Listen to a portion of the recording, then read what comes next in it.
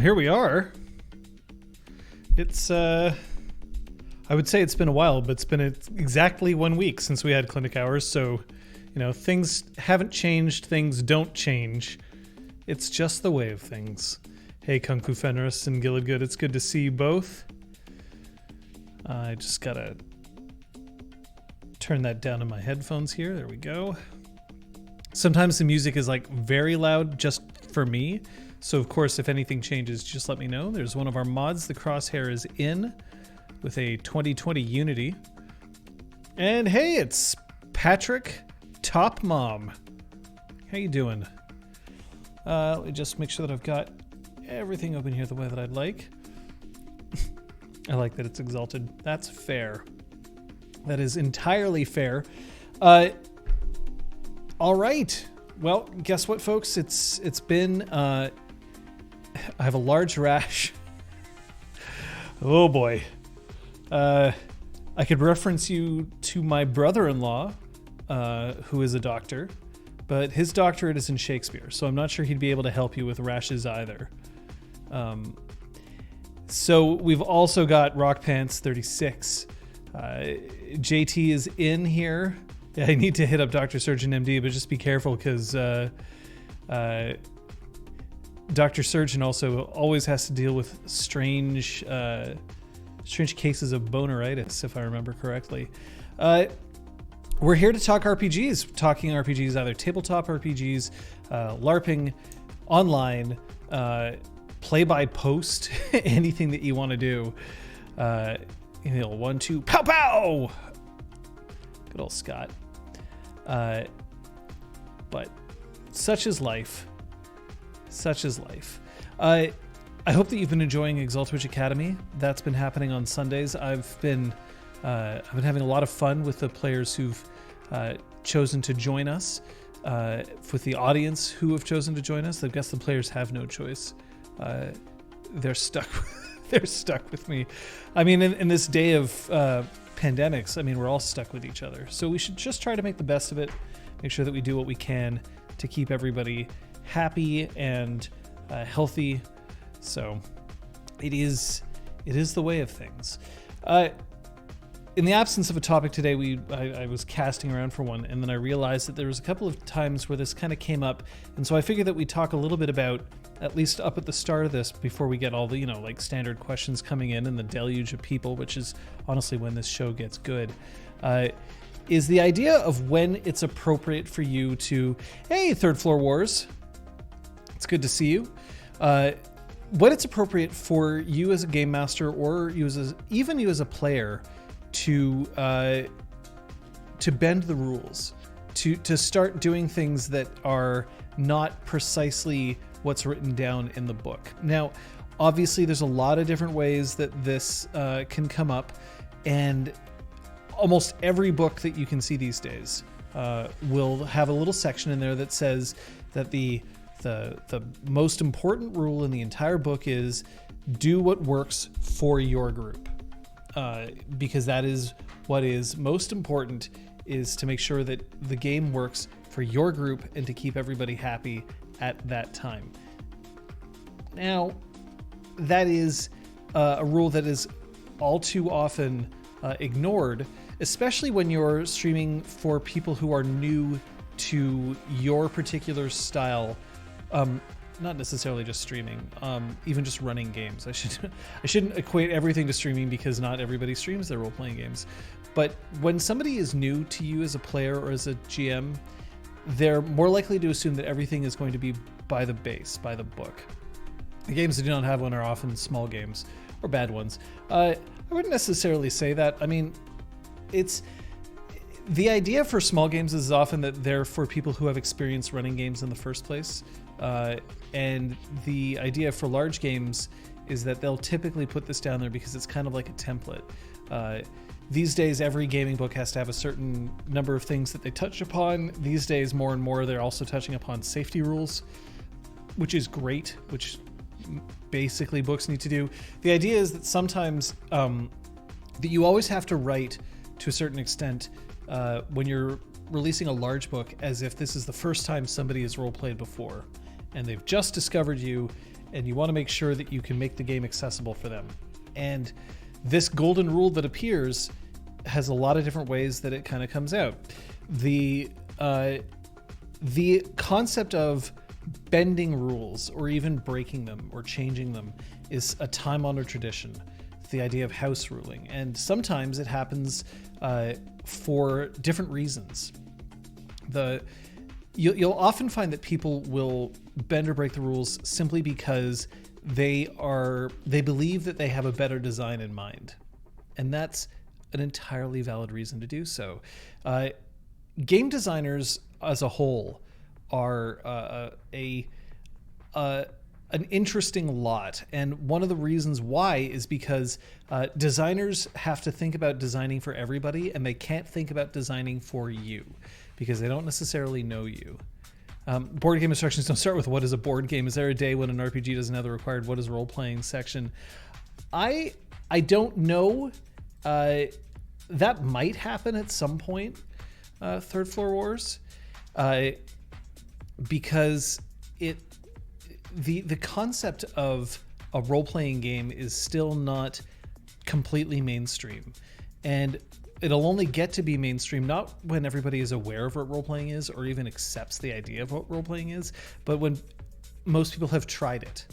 And unlike a lot of different activities, role-playing has so many different kinds of role-playing that get involved. You know, if you learn to play soccer, the rules of soccer are pretty similar across the board, and explaining the rules is quite simple for soccer. It's designed to be one of the more simple sports out there.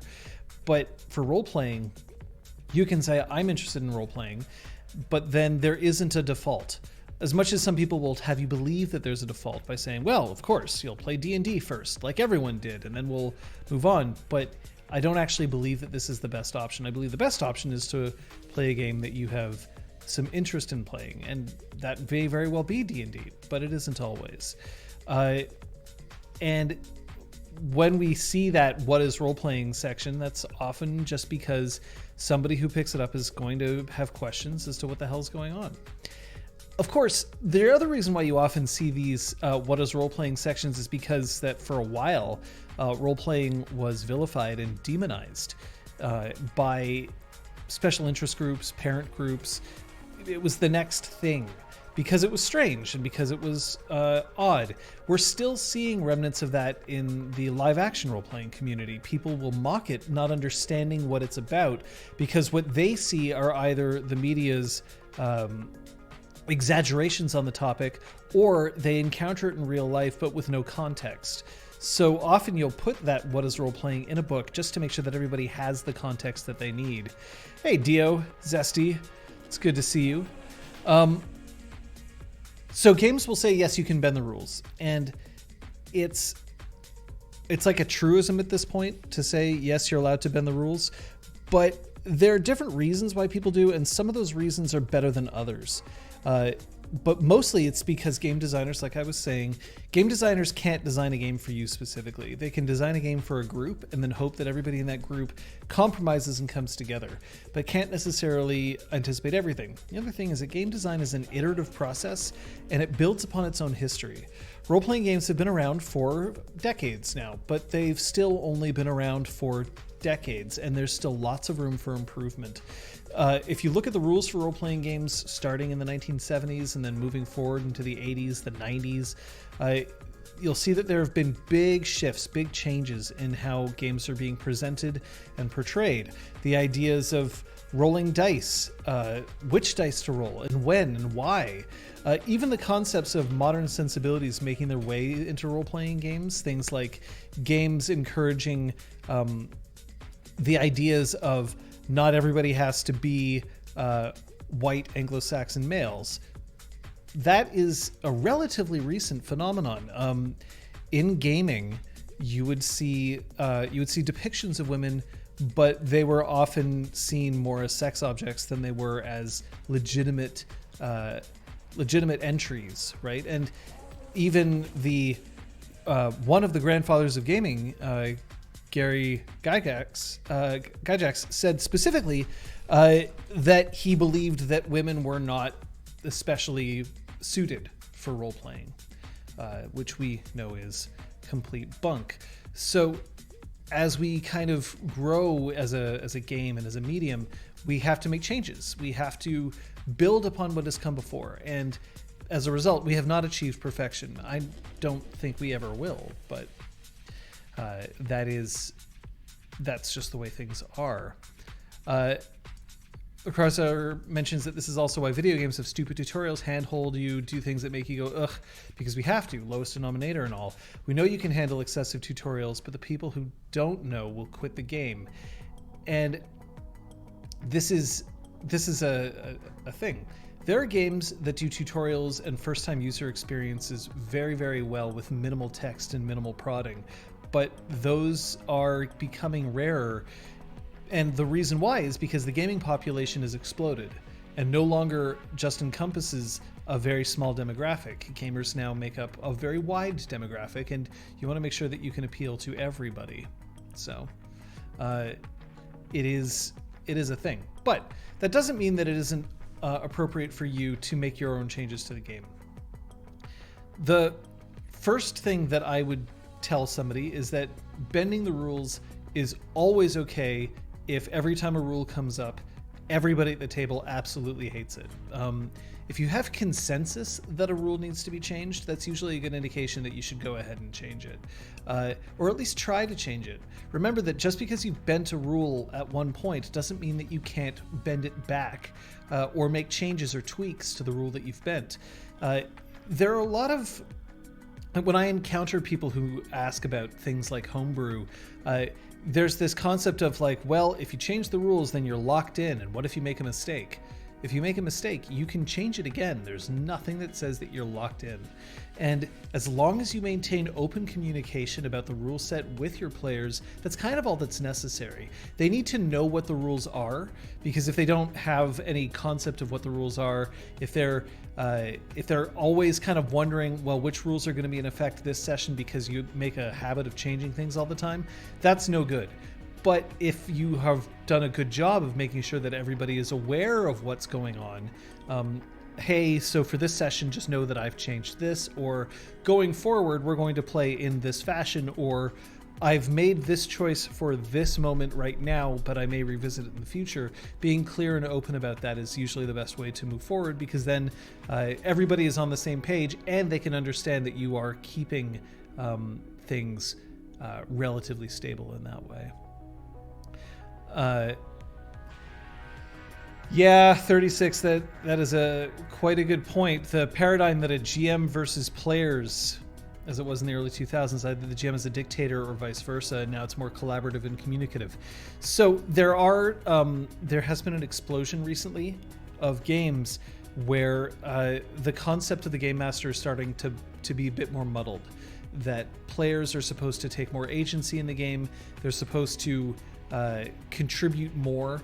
There are games with no game master, but there are games where the game master has a lesser role in determining outcomes, and there's some games where the game master is really more of a facilitator than anything else, making sure that things keep moving but aren't making decisions themselves.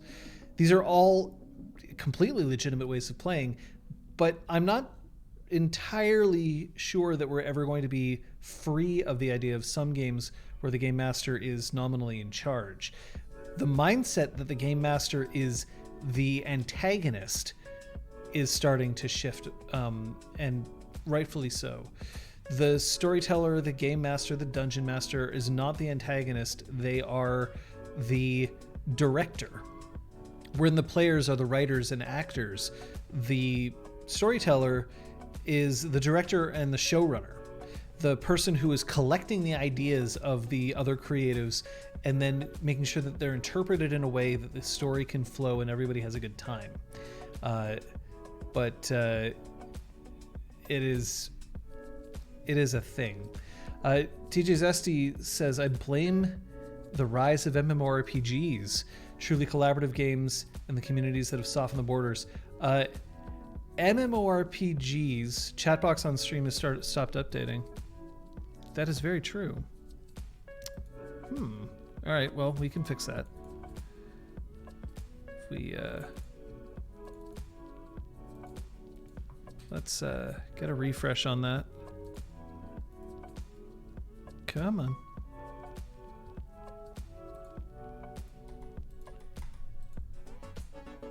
It's not even refreshing. What is this madness? Let's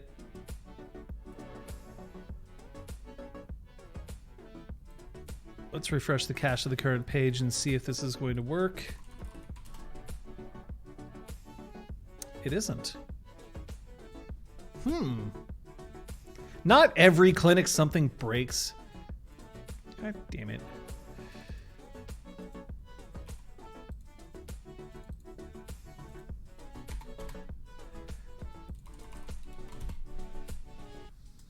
It seems to be Streamlabs or Twitch, but it isn't on my end. Very strange. All right, well, we'll have to hope that it comes back. No. A lot of the times it's me, but there hasn't been changes here that I have to worry about. I'm not sure why, Zesty, you've mentioned MMORPGs. I assume that you mean MMORPGs and not MMPORGS, which MPORGs, which is an acronym I'm not familiar with. But MMOs give a different version of games to move forward with, but they don't... The kind of role-playing that comes out of MMORPGs is player-driven because there isn't really a game master there to hold your hand. There's just a universe in which you're able to operate in. So it does happen. Now, other things are following up with the chat. I'm not sure why Streamlabs seems to be having issues.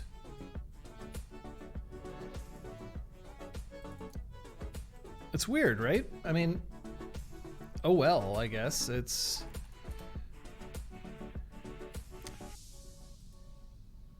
Yeah, so it's not the bot. The bot is fine. But yeah. Weird. Very strange.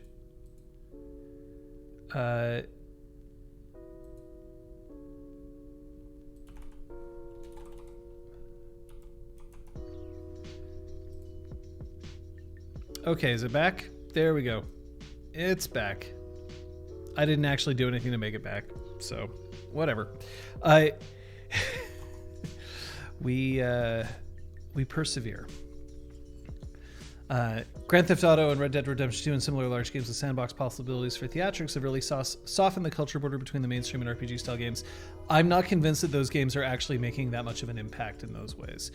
They are absolutely important and they're huge places for role-playing, but the mainstream hasn't caught on to the idea of Grand Theft Auto or Red Dead Redemption 2 as sources for role-playing. It's still quite niche. They're not designed for that sort of thing.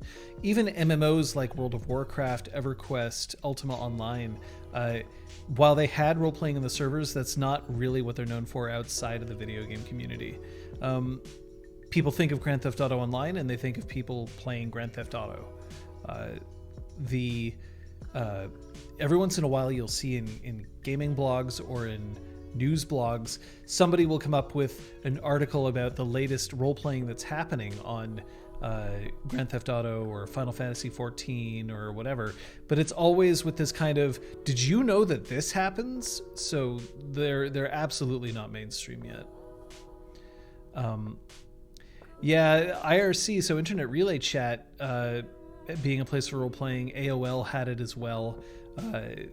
There are plenty of places where people were role-playing online beforehand, and that's all contributed to creating this culture, but nothing has truly broken into the mainstream yet.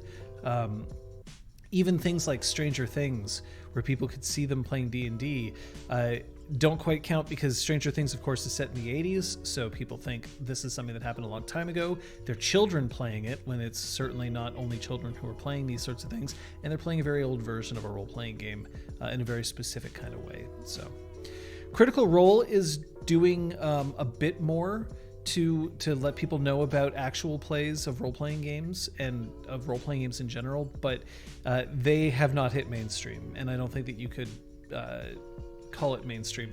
Hell, I can even tell my own parents about the streaming that I do, and they don't know what I'm doing. They have no idea what, and they're there is a question mark above my mother's head in particular of why would anybody want to watch these sorts of things, and sometimes I have difficulty disagreeing with her. But yeah, it is not what you would call mainstream yet. Critical Role is more like it is a niche favorite as opposed to mainstream. I mean, Crosshair, no one says you have to stay, but it is a thing that I don't watch a lot of role-playing streams, and that's not because I think that they're a waste of time. It's because it's not. First, I just don't have the time for it. And second, I actually, when I watch role-playing streams, it makes me wish that I was playing as opposed to watching a role-playing stream. So in general, I don't. Sometimes I do, and there are streams that I've enjoyed watching, but like I don't watch Critical Role. It doesn't hold much appeal to me.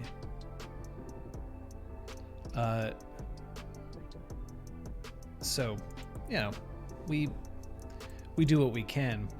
I had the same thought about regular TV 10 years ago. That's fair. That is fair. A revolution? Well, there will be no revolution. The revolution will be televised, but it'll actually just be live streamed. For Losando, unless it's really good. I mean, look, the concept of something being very good and very entertaining to watch is great, but not everything is going to be entertaining to all people. The other thing is that once you start making a certain kind of media, it changes the way that you interact with it. So I trained for quite a while ago while I was in university and shortly thereafter in fight choreography, in learning how to not only choreograph fights but also to perform them. And it changed the way that I experience fight choreography when I watch it now, either on stage or on screen. I can't go back because now I look at it from that perspective, and it's hard for me to turn my brain off and just enjoy something. It's why certain movies or television shows that I really enjoyed previously don't have as much luster for me because I can see the mistakes that they've made.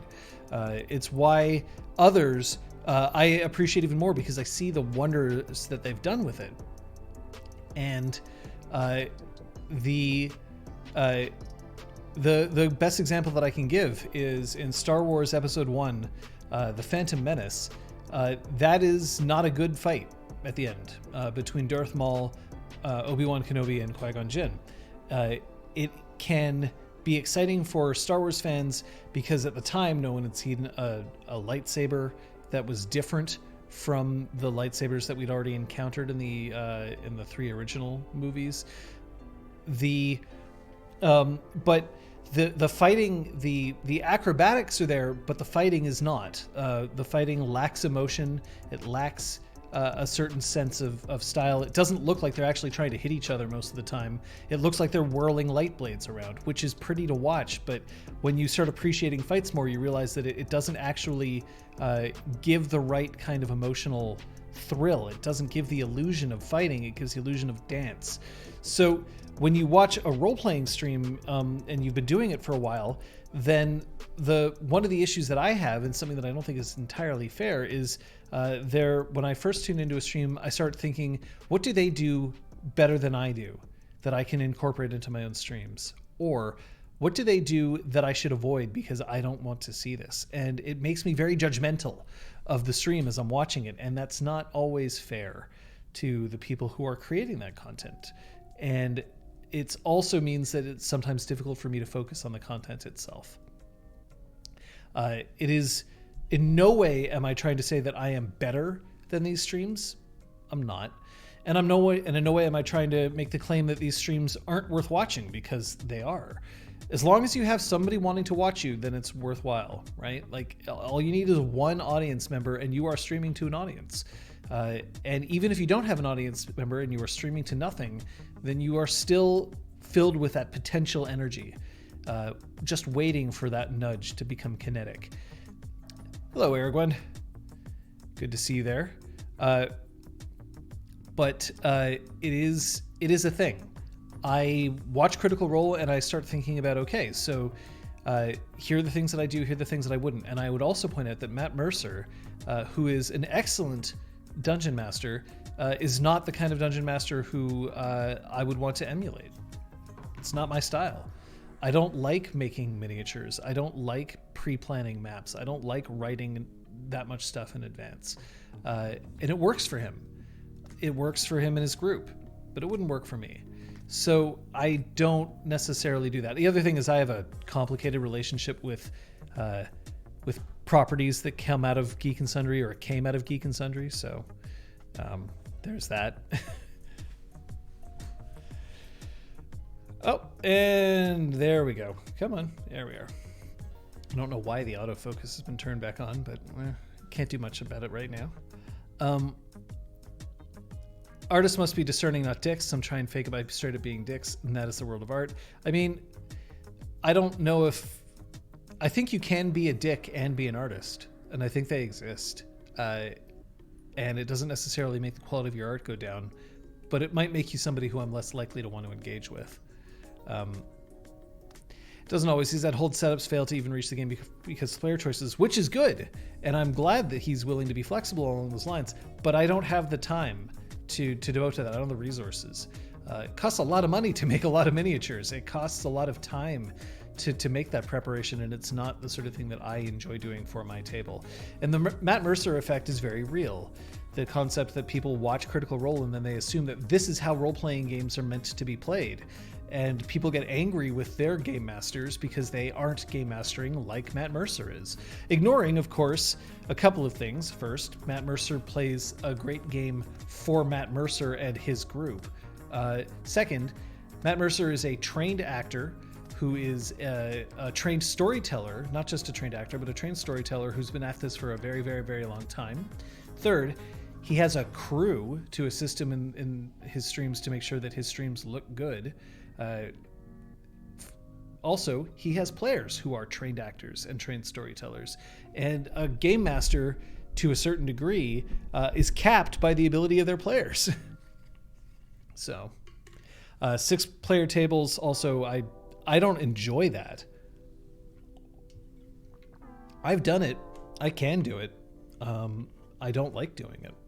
It isn't fun for me. So, I don't want to do it. That's just kind of the way it goes. 3, I'm very happy. 4 is approaching my limit of what I want to do. But that doesn't mean that I can't do more. It just means that it changes the kind of stories that I have to tell. So, at any rate, Crosshair mentions do what works for your table. So one of the reasons for bending the rules, absolutely do that. Another reason is if you notice that a rule is broken. If a rule has a loophole or an exploit which your players are looking to take advantage of, that's a good time for you to start changing rules or instituting new ones. The best example that I can give of this is Changeling, The Dreaming, which is a game that I have a long history with. And specifically, I'm not even going to touch the first edition because that was broken in a lot of different ways. But for the second edition of Changeling, The Dreaming, the magic available to the characters was so vague and open-ended, and the systems around them so ill-defined, that it was incredibly easy for even a starting character to be completely broken. And the problem, of course, is that if a starting character can be completely broken, then that means that anything can happen in the game. A starting character could one-shot kill people using a number of different ways that wouldn't even necessarily be considered min-maxing if you looked at the sheet at the start of the game. And then you would realize, oh, okay, now I get it. Some of the reasons why that's the case is because players often kind of forget to have a moral structure. Like, just because you can kill somebody in an instant doesn't necessarily mean that you should. But also, the players delight in looking for ways to operate within the system, manipulate the system, or crush the system. So if you have a player who's starting to do that, well, you can handle it in a couple of different ways. Sometimes it's enough to say, if that's how you wish to interpret the rules, know that that's how I will interpret the rules from now on, which means that you are just as vulnerable to this because I will start pulling out all the stops. But like, that's mutually assured destruction. That's not creating a very pleasant atmosphere at the table. What I would then recommend instead is to say, okay, well, clearly these rules are bonkers, and let's see what we can do to put them in line with what an appropriate level of power would be. So 36, yeah, I like a lot of streams because it gives input on different GM styles, affirming or denying what works for you. Absolutely. And nor would I ever believe that anybody should come out of a stream that I've run, or even a clinic hours that I've run, and believe that everything that I say is gospel truth, because it's not. I have made mistakes online more times than I'm willing to count. I have advice here which I have changed. I have changed my mind about things that I've said. I have forgotten advice that I've given, and I can straight up be incorrect.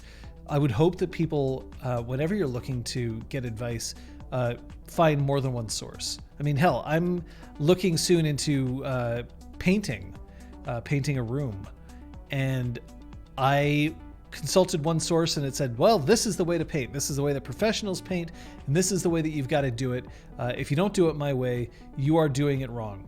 And I thought, okay, well, this person's speaking with authority. And then I see the video and I look at it and I say, well, the results speak for themselves. This person clearly knows what they're talking about, but that's only one data point. For all I know, this person is giving advice that would be horrible for somebody like me who doesn't have a ton of experience painting walls. So it's worth it to go to more than one place, find out what's going to work for you, and also find out whether or not that one person who you are trusting is worthy of your trust. So, Zesty saying that mutually assured destruction is fun for a one-shot, all about scope, maybe. It depends on your group and it depends on why you're playing. Paranoia often ends up turning into mutually assured destruction just because that's the way it goes. But I don't really want to tell a player that because you're breaking the intent of the rules, I will also break the intent of the rules. Instead, it's better to then shift their expectations as to the spirit of the rules and say that this is what you're expecting going forward, or to change the rules, because some players don't like to operate within the spirit of things and they do like to operate within the letter. And it's because having a rule set down in front of them they can understand and reference is useful to them and interesting to them, and that's what they want.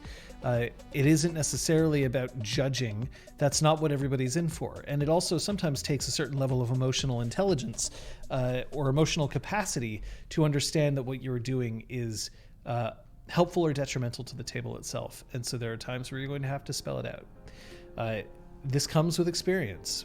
And it also comes from finding out what you want to do with a game, why you want to play in a game. So bending the rules at that point often ends up being the right choice.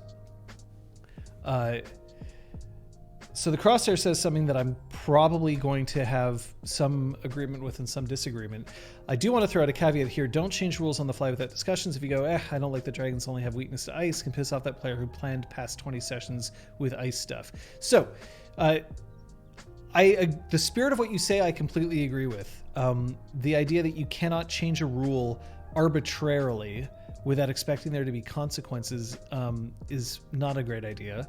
And changing a rule that immediately disadvantages somebody who had been relying on that rule can be quite frustrating for that player. But I do think that sometimes you have to change the rules on the fly, and there are times where you have to change the rules on the fly and you don't have time to discuss it.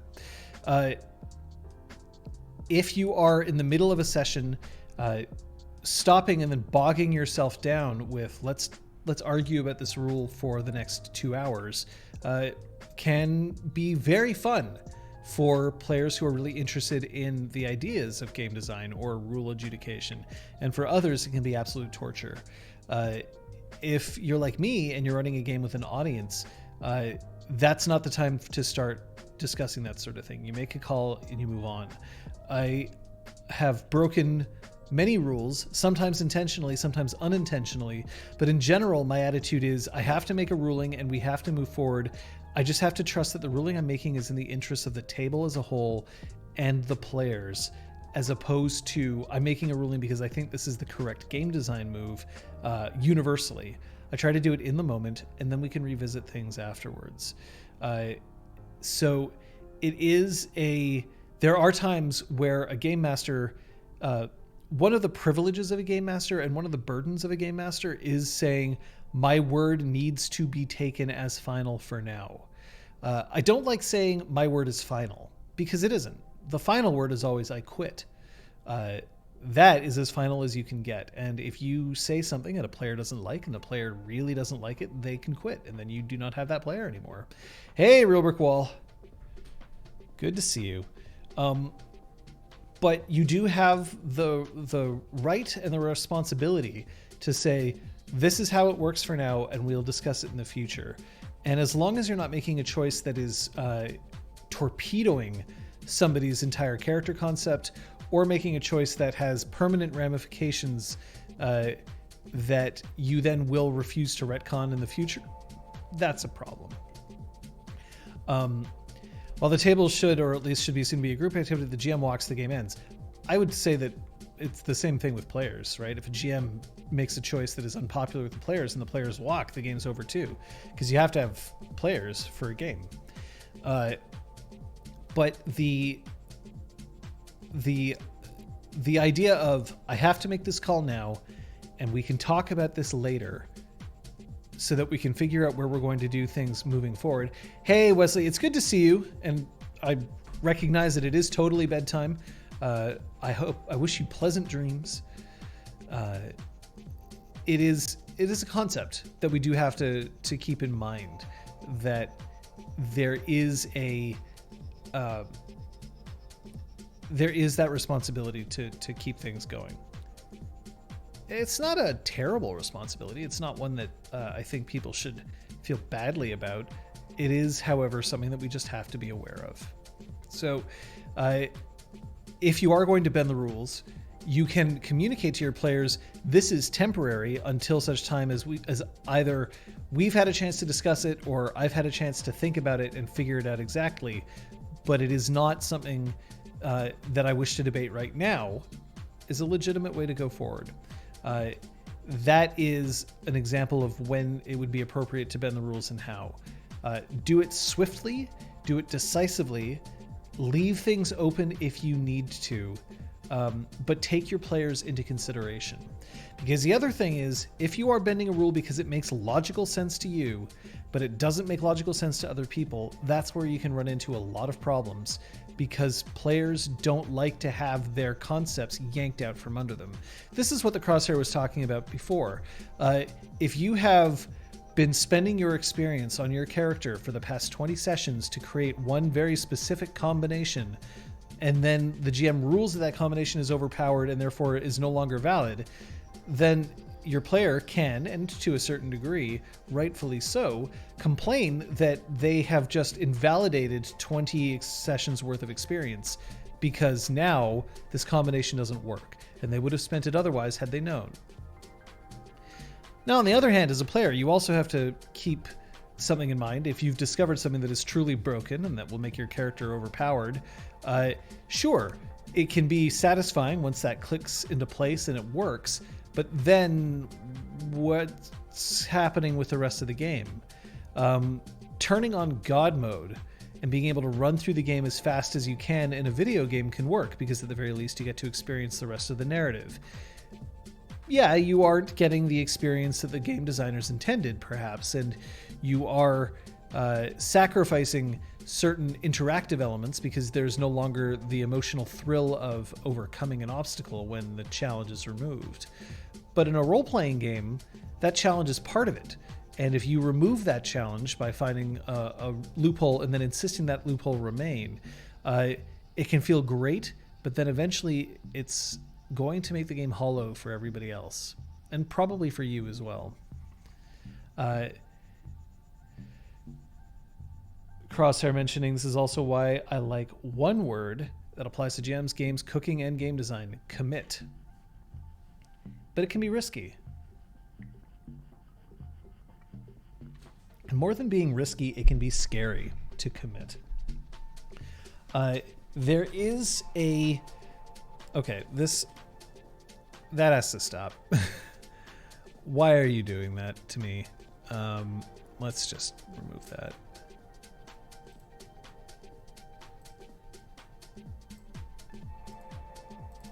I mean, who wants autofocus anyway, right?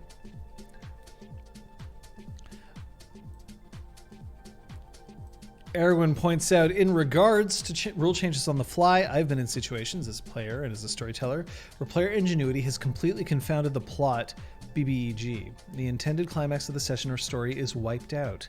I have been in the position of both saying, okay, no, that happens.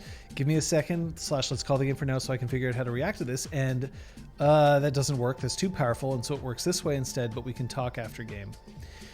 So an entirely reasonable way to put it. There is a lot that that you can do as a GM, but sometimes you can't do it all. And sometimes the correct move is to say, okay, let's stop and discuss this, because you can't commit at that moment in time. Or you can say, okay, I'm willing to say that this works, but we need to take a break so that I can figure out exactly what's going to happen next, because I want to support you in what you've just done. But if you're not willing to commit on that, if you're trying to figure out how this is going to work in your head and you can't commit, it may be best to stop the game at that point before the game gets out of hand and runs away from you, because you can't adjudicate that rule right away. I hate the second circumstance as a player. Yeah. There are times, though, where players, I catch players with guilty looks on their face because they know that they're getting away with something. They know that they've broken something. They know that they've finally managed to overcome the dastardly game designers or the horrific GM, and they get to then basically turn on God mode for their own right. And what their right is not necessarily what's right for the table, and they know it. So there are times where a player will legitimately be like, no, I shouldn't have gotten away with that. And then there are times where a player doesn't realize that what they're doing has completely broken things. That perhaps they've just followed advice that they've received from somebody else outside the game or online. I mean, look, for D&D, there are character build pages where people have gone over with a fine-tooth comb every single option that's available to players as they level up. Feats, spells, builds, all of these things, and basically said, this is the optimal way to do this. These are the ways that you can fully succeed as a character. And some GMs really don't like that, especially if a GM isn't as experienced and isn't as aware of these sorts of builds. Real Brick Wall says, I do enjoy these circumstances when my players think their powers are too much, and I get to say, no, you're fine. Be overpowered here. It's on purpose. And that's absolutely true as well. It's okay to be overpowered in the moment. It's not okay to be overpowered overall. If you can defeat an enemy very easily at that one moment, then that means that you get to have a little bit of a thrill, the fantasy of being excellent in that moment, of being a creature of great power. But if that's all you ever get to do, then you have a problem. So, but there are other circumstances under which you may wish to bend a rule. You might want to bend a rule because you don't care. you just don't care about a system in place. One of the most common that I can say for Exalted 3rd Edition is the crafting system. I know why the crafting system in Exalted 3rd Edition exists. It is a it's trying to meet a very specific goal, which is to avoid the arms race, or to avoid a player only wanting to build the biggest, most expensive, or greatest stuff. And all the other things that somebody has to do to learn and build alongside it just aren't worth it. Sometimes it's a power fantasy. I want to have the best stuff so that I can be the most effective I can be. And sometimes it's simply I want to be known as the greatest of something in the land, and all it takes me is one roll to do it. So instead, Exalted 3rd Edition has this very complicated system whereby every time you undertake any kind of mechanical repair, or not even just mechanical repair, every time you repair something or build something, you gain experience, and you have to spend that experience in order to build or repair more complicated or greater things. Hey, Pukajutsu. It's good to see you. And the problem is that it's very convoluted. It's very, very convoluted, and I can definitely see why it might be something that people would like to engage with. I've definitely run games where I wish that I could hold crafters back.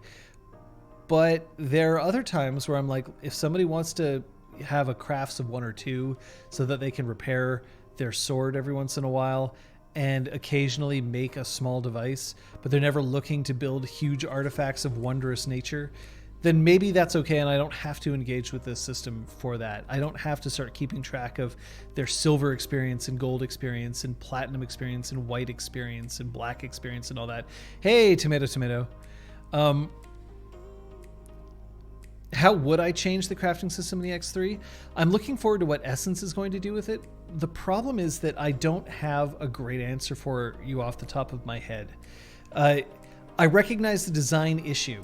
The issue is, as I just said, it is too easy for a player to fall into the trap of all I want is the best stuff. It is also too easy for a player to fall into the trap of I don't want to spend time walking before running. And this is because a lot of other things don't force you to do that, right? If you have melee 5, then you don't have to lose 800 sword fights so that you can get to that point. You don't even have to make 800 sword fights in order to get to that point. You just have to train. But the thing about crafting is that crafting creates permanent solutions and permanent situations. You create an artifact, and the artifact exists. So it is a thing that we have to pay attention to. Oh, big snowflakes falling outside. Very pretty. However, the amount of bookkeeping that it takes up is kind of rough. The other thing is that they wanted to make sure that there were charms in Exalted 3rd Edition that allowed somebody who was focusing on crafting to feel like they had just as many cool toys to play with as somebody who was focusing on archery. So it is a complicated situation. Robrick Wall's personal solution to the craft system in Exalted 3rd Edition is to make all large projects have the structure of quests from Chubo's marvelous wish-granting engine. So that's definitely one way of doing it, pulling from another game design into this one. My head hurts with Chubo. Fair. What I would do is what I was doing initially with Full Party is I basically told my player that I was going to grant them experience on a regular basis for crafting, which they would get. And if they got a charm that allowed them to gain more experience for crafting, I said, okay, well then that's going to accelerate the amount of experience that you gain per session because it's assumed that you would be using this charm at the same time. And I was going to say eventually, then when you get to a certain point and you have the experience that you need, you'll be able to try to knock out one of your big ticket items. And she was happy with that. But she was also happy with that because she had other elements of her character to focus on. It wasn't just about crafting. So that's one way of doing it. To basically say that instead of making the bookkeeping really complicated, you just say every session you play, you gain experience, and eventually you get to spend that experience on what you want. as a crafter. Another way that I could look at it is to very simply just use my best judgment and say, okay, if you're trying to create this artifact, you're going to need X, Y, and Z. Now, we could quest for X, Y, and Z, but I don't want to because we're in the middle of another plot line. So I'm going to say that like in 15 sessions, you'll get a hold of the materials that you need, and then you can build this thing, or at least try to build this thing. We'll play a few scenes to make sure that it works out, because that's another way that we can look at it as well, to just sort of make a negotiation with players to get that resolved. So it is one way of dealing with it. But look, even people who like crafting don't necessarily want to deal with it. Does Headcanon OC Fallen Petals want to work with Artifact Silk Armor for everything, including pajamas? Yes. Is she glad that I'm not actually playing her so she doesn't have to deal with that and can just pretend? Yes. Using your word hole? I mean, look, the thing about using your word hole is that if I ever wrote a role-playing book, use your word hole would basically be my rule number one. But it's... people buy gaming books to get gaming systems. They don't buy gaming books to find out that they have to make their own systems. Usually. Sometimes people like doing that. That'd be the name of the system, Wordhole. Ugh. Not sure I could get the marketing people behind that one. I could try.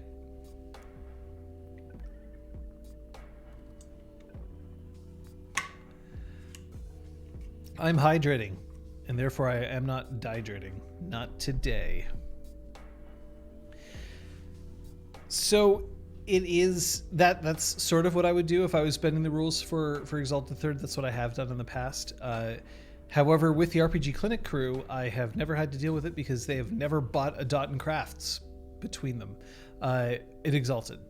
In Changeling, we had Kate, who was playing a knocker, who had a considerable amount of crafts, but I also trusted that Kate would use that when it was appropriate and necessary, and she did. I never needed to adjudicate rules for that because she never gave me reason to, and that's kind of an appropriate way of dealing with it.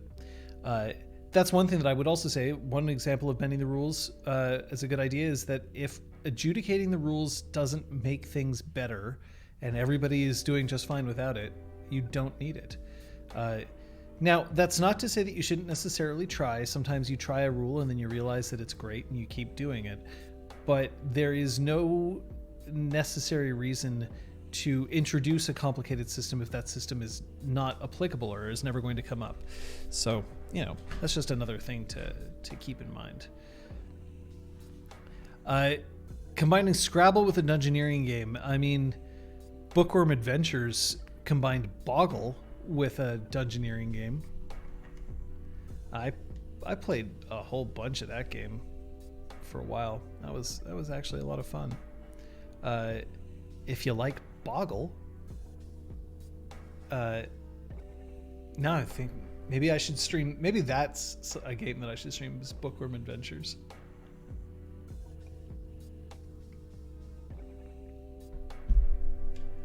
So yeah, another situation in which I would bend rules is if I wanted to keep my players on their toes and they were okay with it. Now, very, very, very advanced maneuver at that point, right? As stated before, changing the rules on a player can invalidate something that they've worked towards, or can make them no longer trust the system. But there are times where bending a rule can create a moment of surprise that the players can delight in. If a game has a rule, such as in this game universe, you can resurrect somebody but only if you have their intact corpse. And then players run into a situation where they cannot get a hold of an intact corpse but desperately need to resurrect, then it's okay to necessarily bend that rules because it's in the service of story if you can find an epic enough way to deal with it and it's something that you want to have happen. Of course, my recommendation is that resurrection is usually a really shitty game mechanic and don't use it. There are exceptions, but resurrection removes a lot of the stakes from any one particular encounter because you can die and then somebody can just bring you back to life. And death is one of those things that is part of the human condition. It has a finality to it. It has a thing that we all have to deal with at one point or another. And then if you have resurrection as part of your game, as something that is relatively common or easy to get for people, then it breaks the human condition. It is also can be an issue if resurrection is there, because then you run into a troubling thing where resurrection is often something that is only the purview of the rich.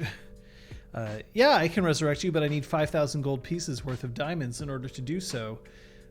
Well, then it sort of sucks that the only people who get to be resurrected are those who can afford it. It's also just shit if you die at level 5, too bad, but at level 10, okay, you can fix.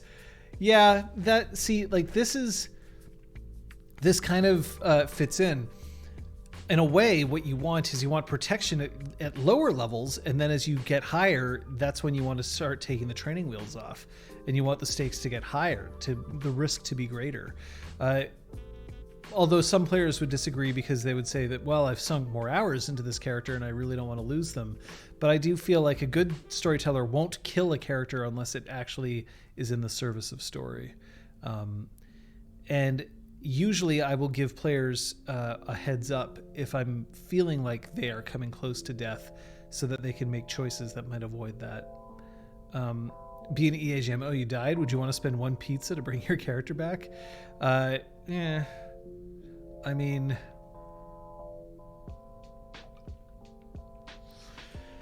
so yeah, I mean, Kate's example is completely correct. It played in a long campaign where we had 2 PCs die at level 5, but then a third player's character died later on and got rezzed.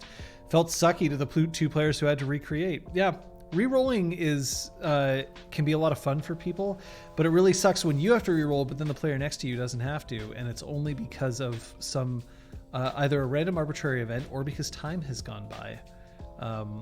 It can be kind of rough. The Crosshair, the idea of somebody bribing you is altogether too common. I know you're making a joke about microtransactions, but it definitely happens where people will bribe a GM in order to get their way. And I have done this. I've spoken about this in mistakes that I've made.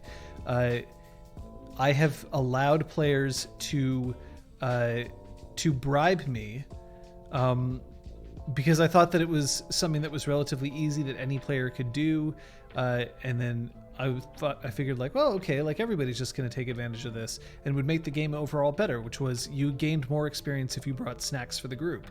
And then one player just consistently brought snacks all the time and immediately became far more powerful than everyone else. It was because that player could afford to buy snacks.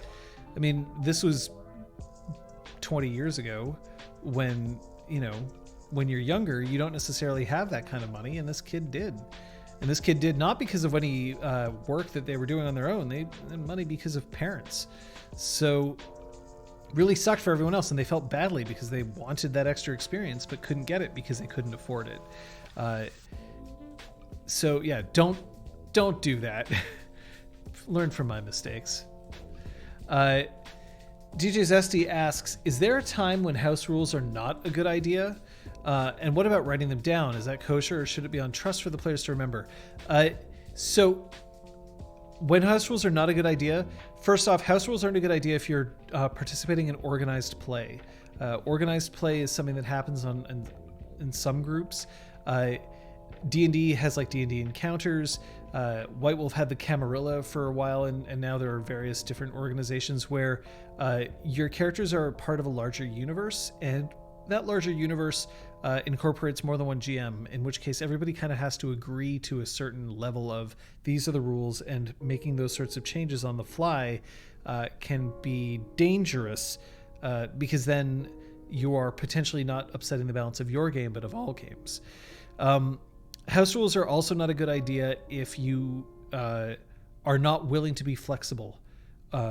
If you're not willing to change your rules once you set them down, if you're like, I made a house rule and that's the way it is, and it will be inviolate, you cannot change it, then you probably shouldn't be making house rules, because you're probably not going to make all the right decisions. And it can be very frustrating to a player to have a rule in a book be unfair. It's even worse when it's a storyteller or GM's rule that's unfair, that they can't do anything about. writing down house rules is a very good idea. I kind of want to say that if it's a rule that it's a ruling that you're making in the moment, and it's a ruling that you know you're going to have to remember, it's a wise idea to make note of it, because especially if it's complicated enough that players aren't going to remember all the intricacies. Technically, any custom evocations or charms that I create for Exalted are house rules, and I have to write them down because I want people to be able to refer to them and understand them, because they can be tricky. They're not easy to just remember right off the bat. But it also kind of depends on your group, right? If you're the sort of group that takes a ton of notes, make a note of those house rules. It's a good idea. If you're the kind of group that just likes remembering things and moving forward, it's not a huge deal. It's okay if you just write them down. Like, this isn't the whole thing.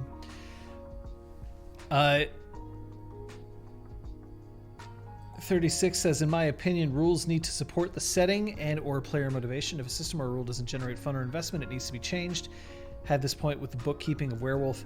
I mean, I assume that you're talking about Werewolf, either the Apocalypse or Werewolf the Forsaken, and their renown system, whereby the deeds of a player's character is tracked, and then once there's enough of it, then they can apply for further renown, which can help them gain rank.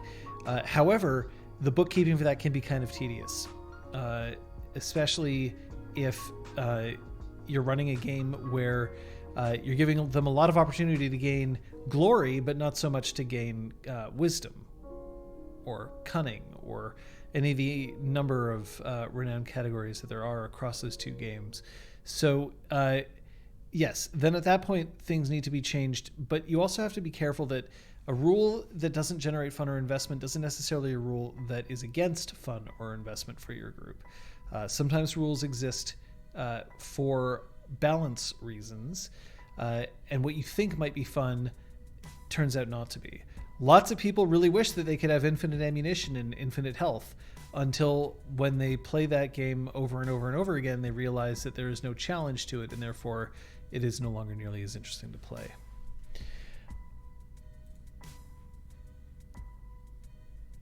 Aragorn says, in a persistent game setting I used to admin for, we implemented rules around death and death XP, bonus XP you can apply to your next character, in order to encourage behavior we wanted. Specifically, people deciding it's okay if the character dies if it's meaningful for the story. Basically, you always get a percentage of the XP you put into a character to build your next character, but you got a higher percentage if your death was good story, so that it was even easier to catch up to other people. That's definitely one way that I've seen, and I like that concept. For RPGClinic games, because there are only 3 players, typically if somebody dies, I will give them all the experience that they've accumulated when they reroll for a new character. But I may put limits on what they're allowed to spend on. Like, I don't want to give somebody, okay, well, you can start with an extra 50 XP, but then they completely min-max that stuff. Not really that interested in it. But also, for me, if a player dies and they've accumulated so much XP that I'd be worried about it, that typically means that a player death means that you're approaching the end of a chronicle anyway. But yeah, the idea that allowing your character death means that you get advantages in your next character is great. One way that I've also seen this applied is that you don't necessarily get bonus XP, but you get to do things that are restricted to other players. So you might be running a game where you say, okay, well, we're running a game, but we, if you're like, for instance, if you're running a game of vampire, you can say you have to play a vampire who's part of the Camarilla. You cannot play a vampire who's not part of the Camarilla or any of the clans that aren't officially part of the Camarilla. But then you have somebody who dies, it makes for a great story, and they come back and they say, I really would like to play a character who's from another clan, but who can associate with the Camarilla properly. And you're like, well, okay, normally players aren't allowed to do that, but I'm going to let you do it because you have contributed to the story well enough. That is something that that can help. If somebody gives good service to the game as opposed to giving them straight up power, you let them be a little different. You let them be a little special, even if it's not necessarily more powerful. And yeah, that's a lot different if it's a persistent setting as well. Everyone says, please write down your house rules. Suddenly discovering your gem as a house rule that impacts your character that they forgot to mention makes my head explode in fire. So I'm talking about if you're playing in like a 1 or a 2 shot and it doesn't really matter because the situation may not come up again, or if it does, you've just dealt with it so you all remember what it is. You don't necessarily have to take the time to write it down. But yeah, if it's a house rule that you have made very specifically and your players weren't around when the rule was made, you absolutely have to have a record of it so that they can understand it. So, hot take, Werewolf the Apocalypse needs cunning renown. I mean, as opposed to just honor, wisdom, and glory, I like cunning as a renown, and I think that it does a lot of good things. I'm kind of hoping that we'll see some changes in the renown system for 5th edition of Werewolf, whenever that happens. But we'll see. I write down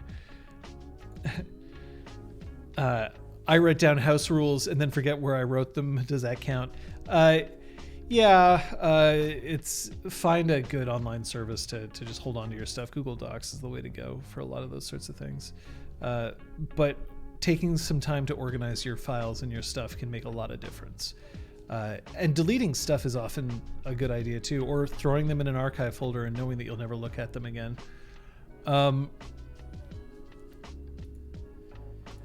Off on topic, more for chat, wanna designers. Or wannabe designers, I guess you mean. Wanted to throw designing game systems out here. Design from end to start and work backwards, like a kid was asking you questions. This is how you fight. Who fights? Characters. What are characters? Make-believe people you roll stats for. What are stats? You roll dice for stats. What are dice, etc. When there's no questions, you're done. Simplified. This is the design equivalent of the rubber duck. That when you are a programmer, sometimes you describe your code to a rubber duck in order to figure out where the problems are. Because sometimes it is in speaking it aloud and speaking it to somebody who isn't a coder themselves that you then discover where you've tripped up. So,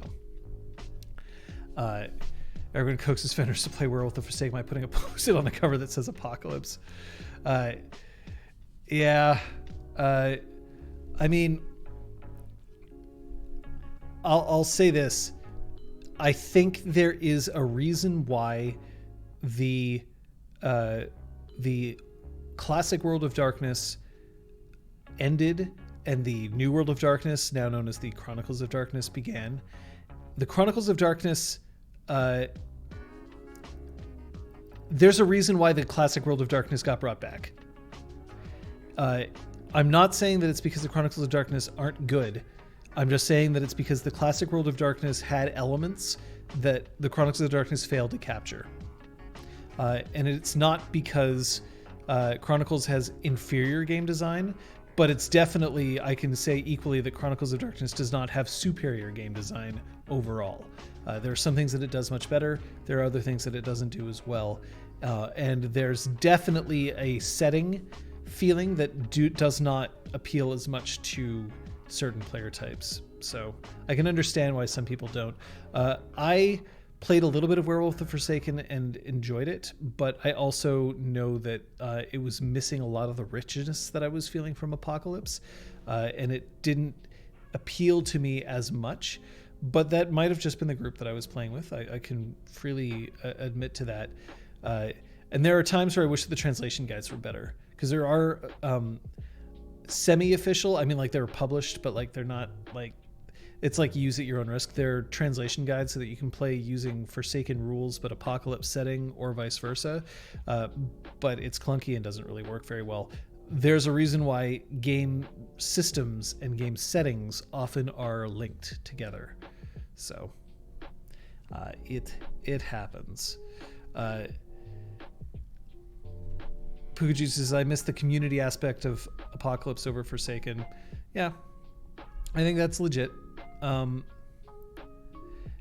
the old World of Darkness setting was meant for media, and Chronicles of Darkness was meant more for role-playing games that could be modified easily. Yeah, to a certain degree. It's just, they're very different games with different themes. It's sort of, people point to Changeling the Lost versus Changeling the Dreaming, and saying like that while they have the same title, they're very, very different games, and they are. the concept of Changeling the Lost and Changeling the Dreaming are extremely different. One is a game about the slow death of creativity and wonder in the world, or alternately, it is a game about being able to play a modern fantasy game, and the other one is Trauma Simulator 2021, and there's very good reasons to play both games, but the reality is that that's the same across Vampire and Werewolf and Mage. There are elements of those games which, when taken away, make those games feel very different. The fact that paradigm doesn't really exist in Mage the Awakening versus Mage the Ascension means that Awakening feels very different. Awakening also draws a lot from like Cthulhu mythos and it's very much more focused on like dark mystery, as opposed to Mage the Ascension, which is focused on philosophy and will, and those are different. The Arcana system feels far cleaner than the Spheres, is why I enjoy Awakening. See, that is something that I'm absolutely not going to debate. The magic system in Awakening is way easier to wrap your head around than the one in Ascension. The issue is just I don't like the setting as much. So if I don't like the system as much for Ascension, and if I don't like the setting as much for Awakening, which game am I going to play? And sometimes the answer ends up being neither. I'm hankering to play Werewolf so bad. Woo. I mean, I'm really looking forward to Werewolf 5th edition because I'm hoping that it's going to have that right balance of mechanics and setting that I enjoy, with a bunch of the problematic stuff removed. I mean, we've spoken about this in the past, but I can make Werewolf the Apocalypse work for me and my group because I've played it long enough that I know how to manipulate it. The issue is that I would never want to stream that game because it opens it up. Like, I can't do a tutorial on what elements I've changed to Werewolf every time I run the session. Now, maybe one day I'll decide that I'm going to go ahead and do that, but it's just not. It's not a thing that I'm super excited to do for a stream, because I also don't want somebody to come in and say, you're running Werewolf wrong. And my answer is I'm running Werewolf because I don't want to be problematic. Like, I just don't want to have that conversation a whole lot. So, but other people make it work. So maybe it's just my own hang up. I mean, Pukajutsu plays in a Werewolf the Apocalypse game, and it's a lot of fun. So maybe I'm just... to paint a really small little box of Werewolves to play in, yeah. Like, it's just a thing that you have to deal with.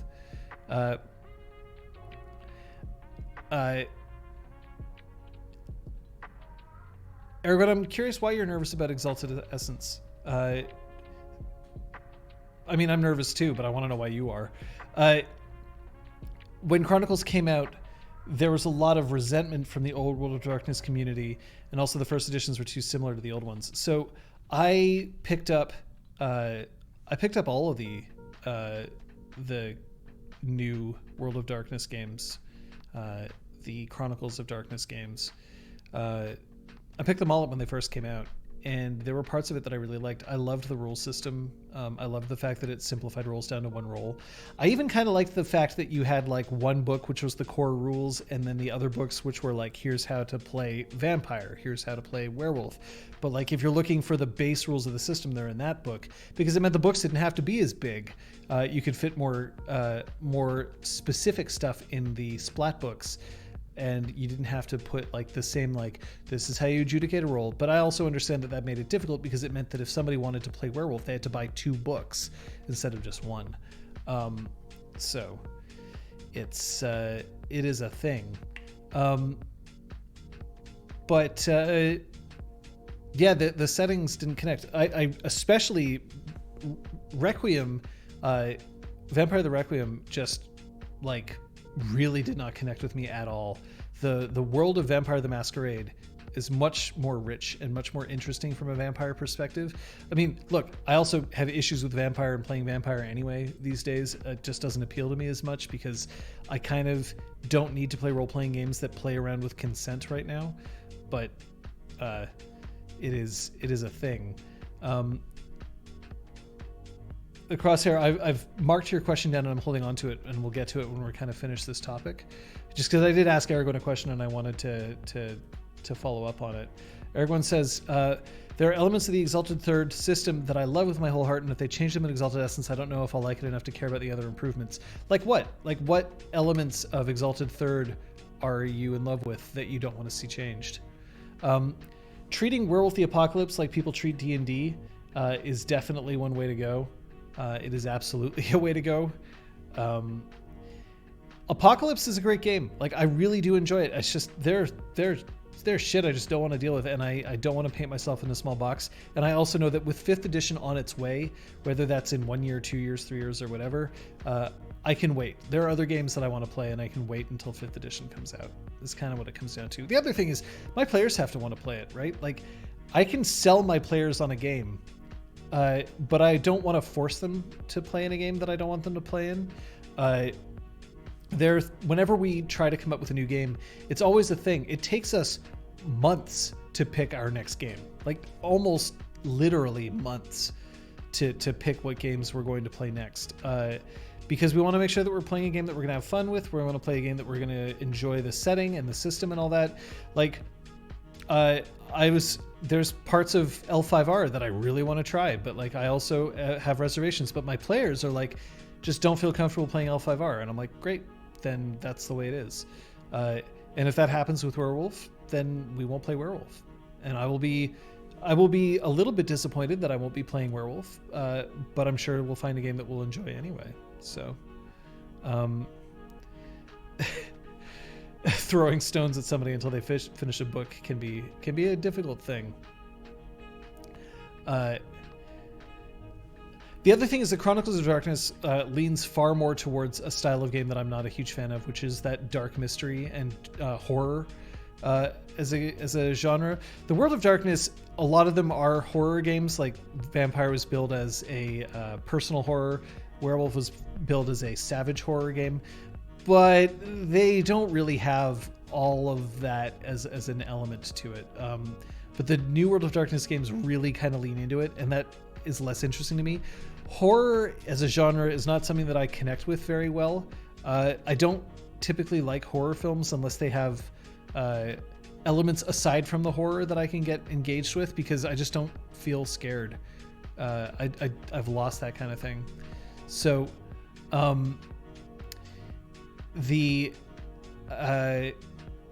so Erwin, I can do, unless you're looking for like trying to go into it with absolutely zero spoilers, I can tell you what I know about Exalted Essence, what they've already announced and what they've said, to try to assuage some of your fears, because there are things that I can tell you, because these were the things that I was really worried about myself. So when it comes to the combat, combat has changed. However, withering and decisive damage are still in. The concept of it's no longer specifically initiative that you're increasing and decreasing. It's a new resource that they have called power. You can build power by making withering attacks, but also by doing other actions. And you can, when you attack somebody, withering attack, you are reducing their power and increasing yours. And then decisive is you are taking that power to and spending it in an attempt to create a health damaging attack. So I feel like there are changes, but the part about the combat that I really do enjoy is there. So like being able to build power with social actions is also really cool. The thing that I'm hoping is that you can't just stand there, social, and then stab someone and run them through instantaneously without ever actually getting involved in combat. But I doubt that they would do that. I think that they'd find ways to incorporate that, because I do want my combat to have combat in it. I don't want it to be I don't necessarily want all the time to have a Secret of Monkey Island experience where you have to do battle with other pirates by coming up with all the various different quips that you need. So yeah, you still need to defend with combat stats. That's absolutely true. But the other thing is I don't want it to be The other thing that I don't want is I don't want you to be able to build defensively, and then when you are trying to gain an advantage over somebody, you never actually have to attack them until at the very end. And even then, if your attack stats aren't great, you can somehow manage to get in there. So we'll see. But they have confirmed that withering and decisive damage are still a thing, and that the idea isn't that you are whittling somebody's health levels down gradually, but instead you are looking to develop an advantage over your opponent and then spend that advantage for a chance to hurt someone. So, and they have also said that intimacies are coming back. I don't know about the whole element of the social system. I think that they are keeping some of that aspects. I do know that there are no longer 3 levels of intimacies. There's only 2. There's minor and major, and virtues have returned, but virtues aren't the same as they've been in other games. Virtues are essentially sort of like what I would consider like a defining. So there is that. Virtues are super intimacies. Yeah, that's the impression that I got. These are things that the developers have said. Now, obviously, anything can change before the game is released. The game is still in development, even though it's been through manuscript approval. So what's the twitching? See, like vague booking. Is the twitching good or is the twitching bad? Virtues are super intimacies in that, like, I think that, but they're not the same kind of virtues. So it's not virtues like you have seen from Exalted 1st or 2nd edition. I think they're literally just using the name because you choose the virtue that you want. It's not either compassion or conviction or courage or whatever. They are, you choose the virtue that you wish to focus or emphasize on. And acting for or against that virtue is what drives limit.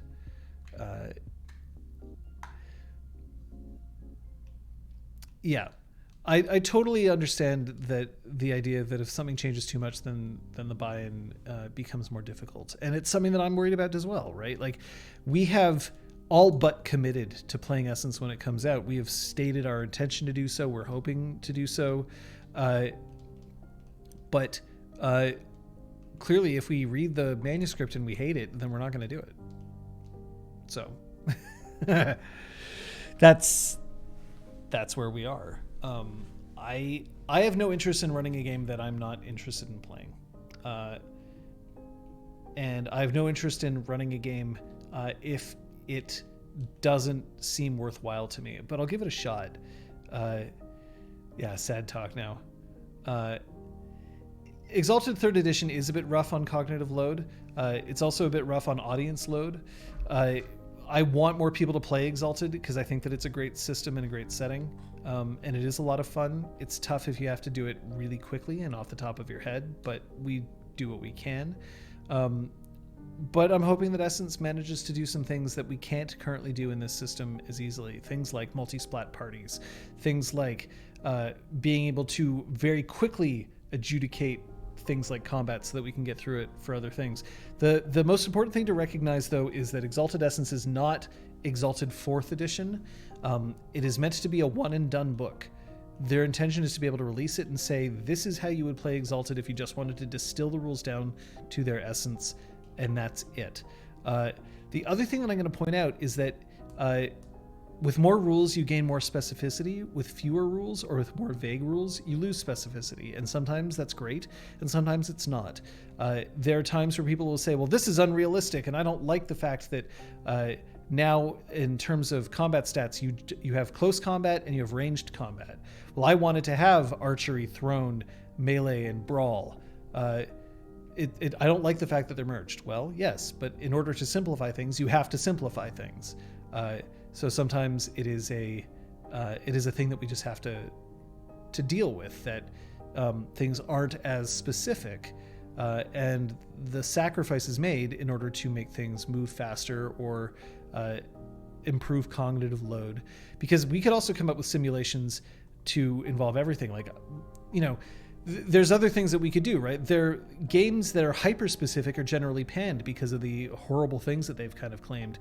Things like, yes, you can make a character, but did you choose to play a character who was born with 2 X chromosomes? Well, that means that we've capped your strength, and you're not allowed to be this or that or the other. Now, obviously, first of all, we all play games to escape and to have fantasies. So normal people don't have strength 18, whether they're male or female. But like, it starts getting frustrating when you start saying, okay, well, if you're being hyper focused and hyper realistic about something, then naturally, because sometimes we want abstractions. So, yeah. And that's not even the most recent time I played Mario 3 on stream. Unrealistic in my game where I punch mountains into fine gray dust? Very fair, Mike. Very, very fucking fair. So it is a thing. Paint me like one of your French changelings. That's also fair. It is something that we just have to deal with as a design. That Exalted Essence will eliminate things that we like from 3rd edition. The trick is it going to introduce enough things that we like it better and move forward?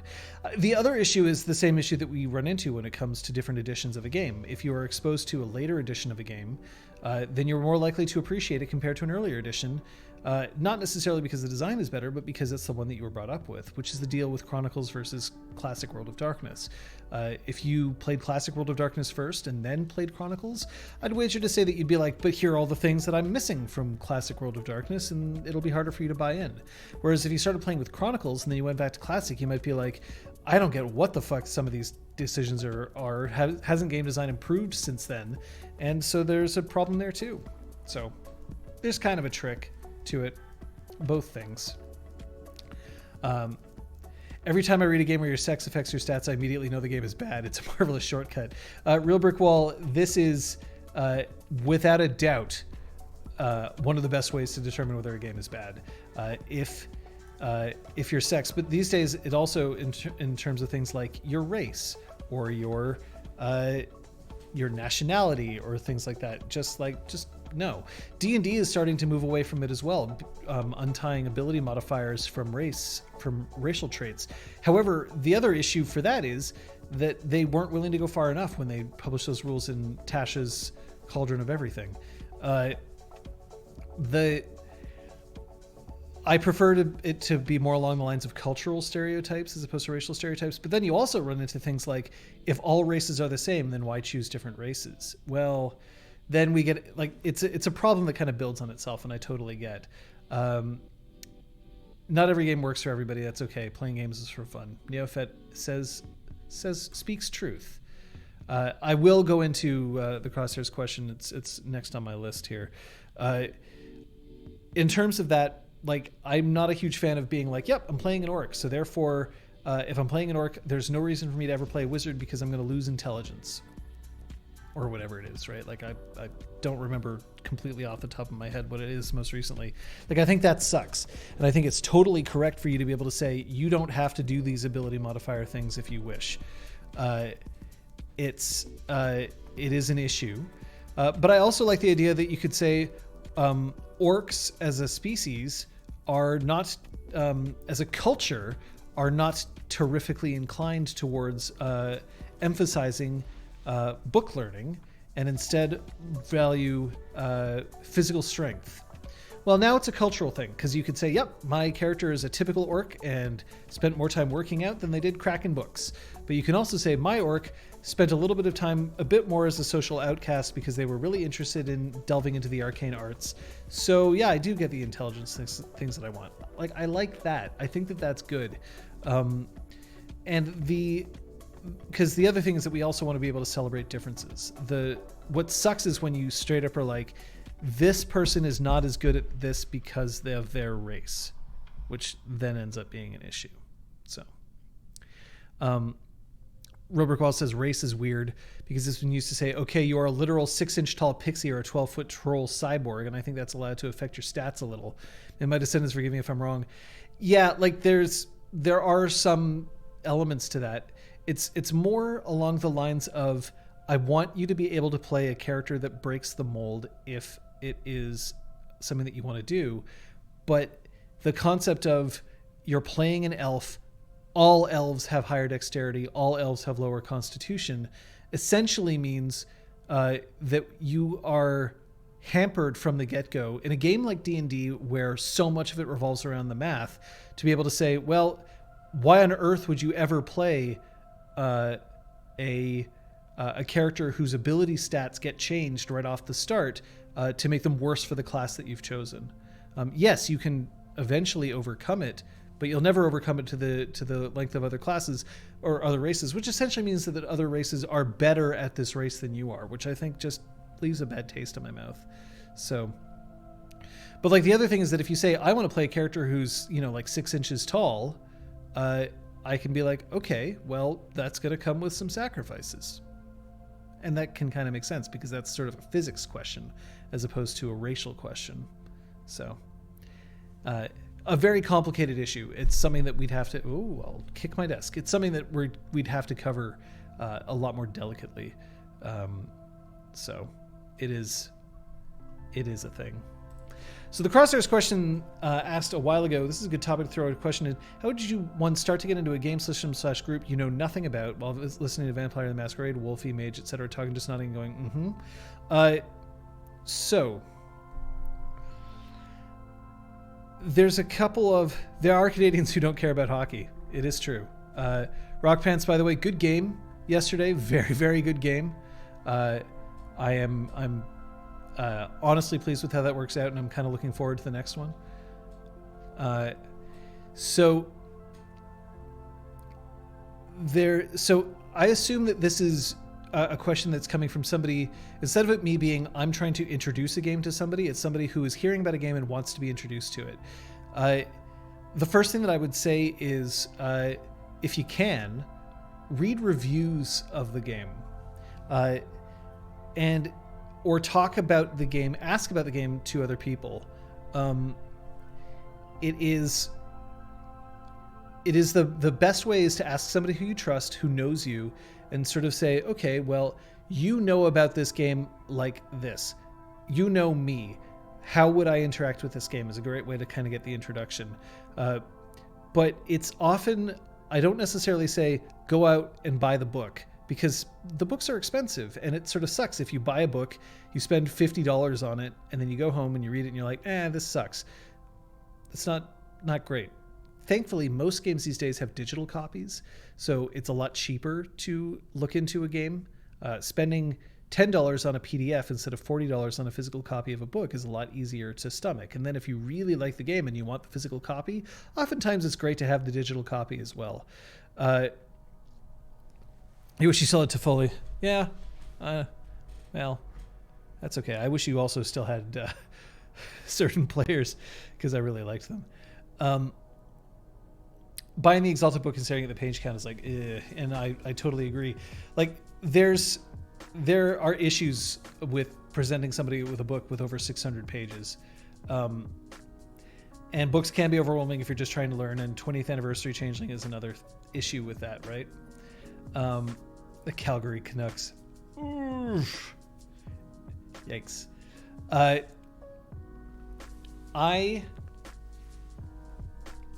would say get the pitch from somebody who knows what they're talking about. Do you want me to pitch you Exalted? Okay.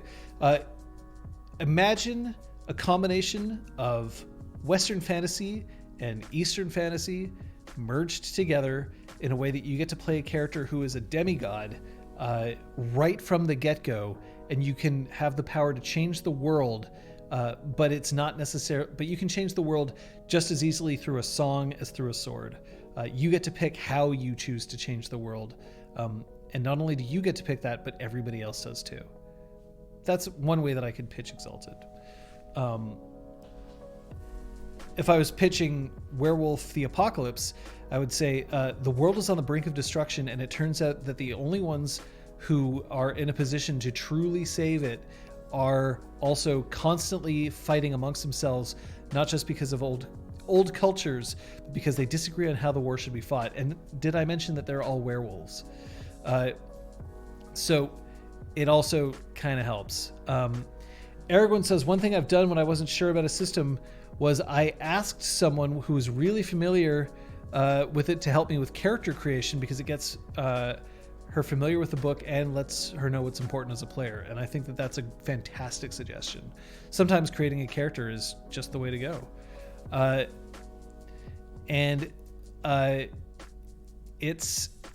That is a great way to look at it. Ways to not tell people about a game, in my opinion: don't start telling them about your chronicle. Like I've said in a bunch of times before, your chronicle is personal, and it's personal to you. Not being able to experience the game in real time means that it will be a lot harder for somebody to get engaged with it. They don't have the same personal link to it. They don't have the same emotional tie to it. So you describing what has happened in your chronicle isn't necessarily going to interest people, because also it's not a tightly edited script. It's not a novel that's been that has gone through 700 rewrites. It's a game that happened once off the cuff. So a thing to keep in mind. Dio, yes to what Crosshair says. Excellent way. Even with knowing about Exalted, making a headcanon character opens new doors for sure. Yep, absolutely. But sometimes to get somebody to learn about a game, lend them your book. Lend them your book. There you go. If you have any questions, let me know. Because also, if they're willing to put the time in to read it, then hopefully they'll be able to discover it.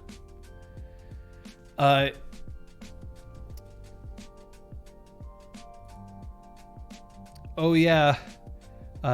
If you're trying to teach / introduce a game to someone who hasn't played before, ask, are you interested? I want to show you this. It's okay to say no, because trying to get engagement for someone who is mostly just going along because you're excited is stinky. This is the thing that I think a lot of people have to keep in mind. If you're excited about a thing, your excitement can encourage others to look into it, and it can be poisonous. It can be absolutely devastating. Hey, Super Dylan, thanks so much for that sub. Very appreciated. This happened to me in Firefly. I did not watch Firefly when it first came out, and everybody came to me and told me about how I was an idiot because it was the best television show on the planet, and clearly I needed to watch it. They would quote entire episodes at me. I knew most of the plot before I even watched the first episode because people just could not shut the fuck up about it, and it made me resent it, and I didn't want to watch it. So I didn't for years. For years. I was just like, nah, I'm not going to do it, because you have tried to convince me that my life is less because I don't have this in my life. Well, it unfortunately has the opposite effect, where I then start reinforcing, like, my life is great. My life is just fine. And then after a while, when it had been years since somebody had tried to tell me that I was an idiot for not watching Firefly, I watched a couple of episodes and I'm like, you know what? This is all right. This is pretty decent. But then I didn't finish it because I was like, I already know what happens in a lot of these things. And also these days, I don't really want to watch things that are Joss Whedon affiliated. But, you know, that's my issue with not being able to fully separate art and artist. Super Dylan Possible. Nice. Very cool. I mean, Mike the TV also knows some of the same people who were as enthusiastic about Firefly. So there is that. But like, that's the thing. I can't be really excited about a game. I was really excited about Changeling when we were playing Exalted 3rd edition. The Kickstarter for Changeling the Dreaming 20th anniversary came out, and I was like, oh fuck, I need this game, because I'd played Changeling a shit ton. And I was like, I need this game, and I really want to play it with these players because I really want to have them enjoy this game as much as I enjoy it, and I'd be really interested to see what kind of players what kind of characters they would make. And of my 3 players in RPGClinic, one of them had played Changeling before with me in a LARP that I had run years before, and the other 2 had never. And I knew that if I came up and I said, we're playing Changeling because it's the fucking best, and there would have been a reaction of just like, no. So instead I said, I'm really excited about this game. If you want, I can tell you about it. I think it might be a cool game for us to look into to play. But that's all I did. Afterwards, I started letting them in on things because they expressed some interest after the initial pitch, and they were like, okay. And then they got the books and they were able to read them themselves. But at no point did I try to overwhelm them with my passion for the game or my excitement, because that would have just backfired. It would not have been worth it.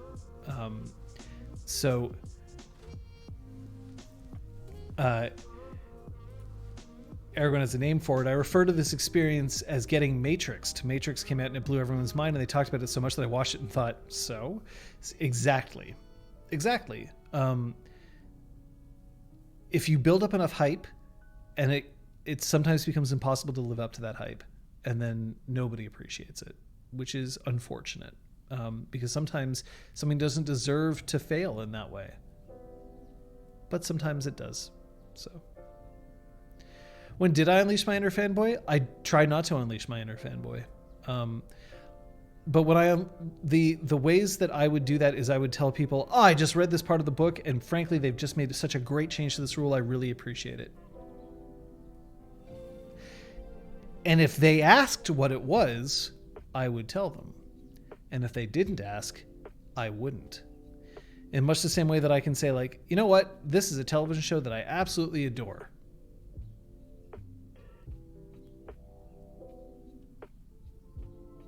Sometimes that silence is all you need. We naturally like to fill silences. Silences are uncomfortable for some people, and for others it can be comfortable, but the idea of a silence is also, it basically is a way to indicate you can participate. You can have your say. You can have agency in this. Because if I started talking and then wouldn't shut up for 2 hours straight, and I never looked at chat, that's a much different experience than me interacting with chat. In much the same way, if I'm, hey, Prampster, thanks for that follow, it's appreciated. But if you say, this is something that I like, and then you don't immediately follow up with trying to reinforce that like, then what you're doing is you're drawing people in, as opposed to throwing something at somebody. If you get into a pool and you say, oh, wow, I'm having a great time in this pool, and then you just act like you're having a fun time, people are more likely to join you than if you jump into a pool and say, get in, and you start splashing water at them. That gets them wet before they want to be wet. And then the unpleasant feeling of being wet means that they're like, but then jumping in the pool means that I will be all wet. And no, I do not want this. So they do not join you in the pool. So, yeah, sometimes it's as simple as letting people have their say and feeling like they're approaching it on their terms and their options. And sometimes you can use that in terms of role-playing as well. So this happens. What would you like to do? And just wait and let them say. Now, dead air is obviously an issue if you're running a show, but there is a lot of value sometimes in letting somebody come up with their own thoughts and feelings about something instead of forcing it on them from yourself. And then, yeah, sometimes it's also word of mouth, right? You can say, I love Changeling, and here's some other people who you could talk to and they love Changeling too. And leave it at that, right? It's not just me, but it's also the equivalent of like, man, I love eating this pie. I'm not going to say, I love this pie. Eat it. Eat that fucking pie. Put that pie right in your mouth and swallow it. No, you'd be like, oh man, this is great pie. If you would like some, you're welcome to it. Eat that fucking pie. So Crosshair makes a very good point. Very minor spoilers for Changeling the streaming. At one point, I introduced the concept of courtly love, which is a theme that exists in Changeling, and all three of them were like, "Fuck that," and I was like, "Great." And instead of trying to push on them like, no, but courtly love is a really interesting way to examine how love used to play out, and it can be romantic and silly and fun, they were just like, nah, not interested. I'm like, great, okay, so let's not do it. Fuck it. Not worth it. So we didn't do it. Didn't do it. By the way, if anybody has ideas for scrub emotes and no scrub emotes, I need those. And then they played Good Society. So like, but that's the other thing. Sometimes you feel like something and sometimes you don't. You can wait until such time as it becomes a thing, right? I mean, like, this is also the tea analogy to consent and sex, right? Like, you can make somebody tea, but then they can refuse to drink it. Just because somebody wants tea one day doesn't mean that they'll want tea the next day. And some days somebody might say, I don't want tea. And then later on say, I've changed my mind. I would like some tea. And all of that is fine. But none of it's fine if you take the tea and just ram it in their mouth. So that helps. And Kate makes a very good point. The characters were like, fuck that.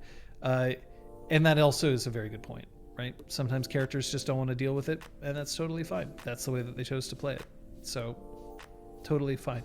I admit that when all three players rejected it, my assumption was that it was players who just didn't want to engage in it, and left it at that. It could be very possible that all players were like, oh, I totally wish I could have done the courtly love thing, but that's not right for my character. And that also would have been a legitimate reaction.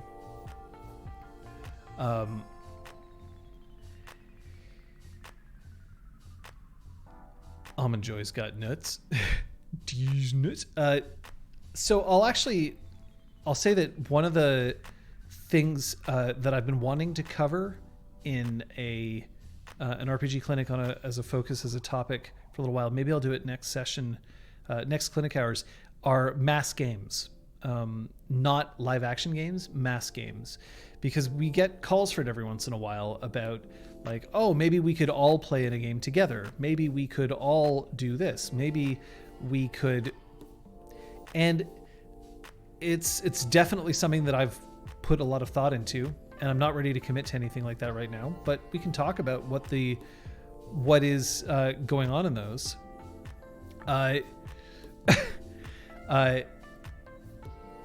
Good Forsaken Society.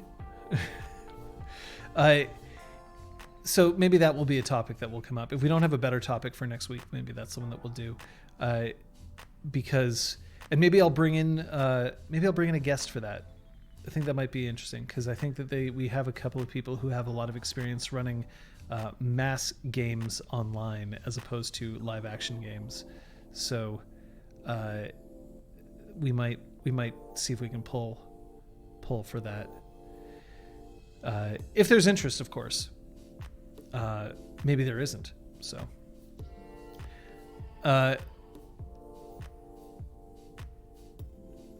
Laog is the new big buzzword. I haven't heard of that. Live action online games. So I definitely don't like that term, because online is not live. Live action, I suppose I should say. They can be live. They can be in real time. But if you are sitting at a computer typing or speaking, you are not LARPing. LARPing is you embody your character. Yeah, it's similar to Discord LARPing, but that's the thing. That's something that I would discuss. LARPing and mass games are not the same thing. They're very much not the same thing in a lot of ways. So Erwin has another way of putting it, like persistent games. The kind of games that I'm talking about are games that run over, that either have many players that run at set times, and often these games happen basically at either asynchronous times or all the time. Online chat rooms used to have role-playing games in them, or they still do, but they used to be more popular, where you would log on and then you would play with whoever happened to be logged on at that time, and that's when you played.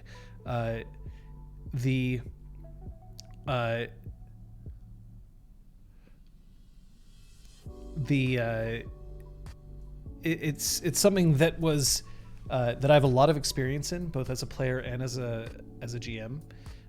So maybe we'll look into that, because that would be interesting to look at. But like live action online game, I don't know if I like that term. I mean, like, whatever, it's a term. It's not a big deal. It doesn't hurt anybody, and I'm not going to be mad about it, but it just doesn't describe things the way that I do it. But I know that there are plenty of people who have a lot of experience in like persistent games and that kind of thing. So, and I've been encouraged to try to join them.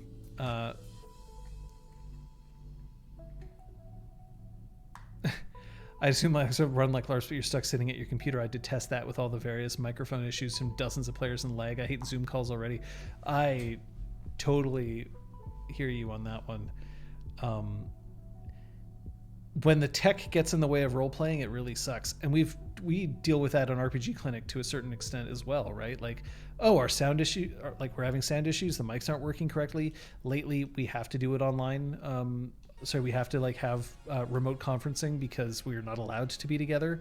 Like all of these things make the role playing not as good. We make do. We manage. But speaking of make do, by the way, annoyance of the day for me, which is really minor, and feel free to ignore me on this. Make do is MAKE space DO. It is not MAKE space DUE. Just for the future.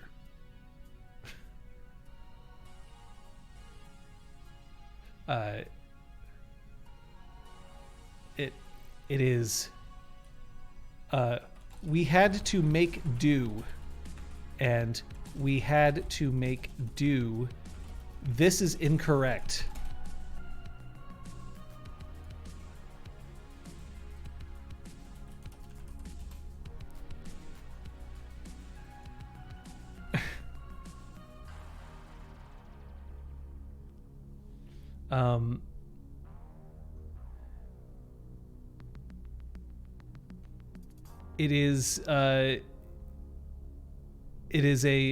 It's just something that has kind of come up recently.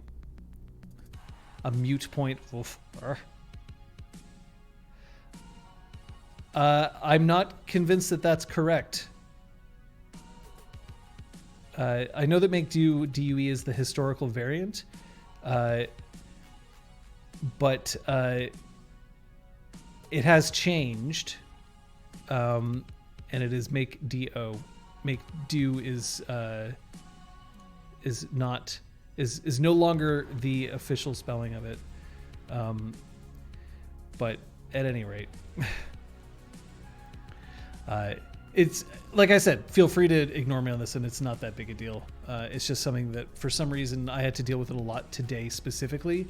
I had to deal with other writers who were insisting that it was make do DUE, and it is not. That is not the correct usage today.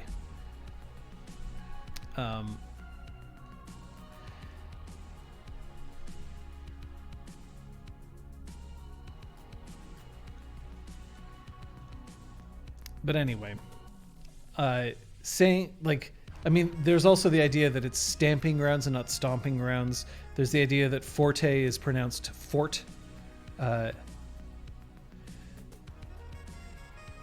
I would say that DUE isn't a stupid typo, but it is not considered correct these days. Although some people at this point, because so many people make that spell it that way, that it's just gradually becoming accepted.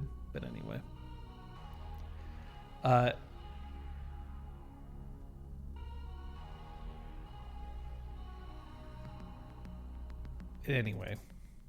I can tell that I should just stay in this room locked forever. I should never have brought it up. It was a thing that I had to deal with today, and I am unfortunately a slave to style guides at a certain point. It is my job to make sure that things are correct. So I guess that's how we're ending RPGClinic, with me realizing that I can never leave this room again. But also, again, as with everything RPGClinic, don't only listen to me. Listen to other people, because I am never going to be a definitive source on a subject. So That's the way it is. Tomorrow is Punchy. I believe that they're going to be playing Hades. That's at 6 p.m. Eastern Standard Time over at twitch.tv/Elizabeth A. Neal. Saturday will be Drew Crew on the same channel at 3 p.m. Eastern. On Sunday, Exaltwitch Academy Episode 3. That will be a thing. I'm looking forward to that. It's we ran a lot of combat, so we'll see what happens this. And otherwise, there's streams throughout the week. The best place to be able to interact with this community is our Discord. That's twitch.tv/RPGClinic to reach us here. But if you want the Discord, that'll be a link that's right in there.